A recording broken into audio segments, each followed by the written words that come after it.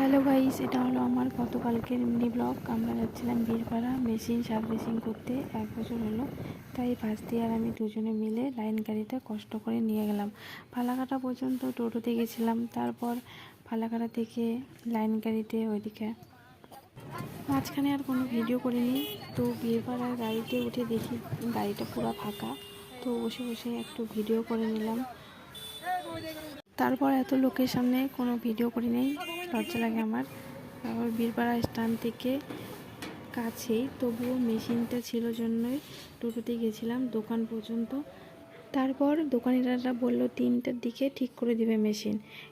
তখন বাজে 1:30 থেকে 3টা পর্যন্ত আমরা কি করি।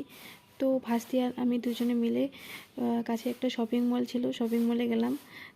তারপর বীরপাড়া বাজারটা ঘুরলাম, একটু ভিডিও করলাম তোমাদেরকে দেখানোর জন্য।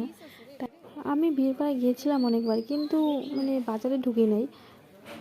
এবার ভাস্তি আর আমি বললাম কি চল ঘুরে আসি। তো দুজনে মিলে গেলাম। দেখি বীরপাড়া বাজারটা ভিতরটা অনেকটাই বড়, তো তোমরা চাইলে এখানে শপিং করতে আসতেই পারো। দুইজনে গেছিলাম জন্যই ঘুরতে পারলাম।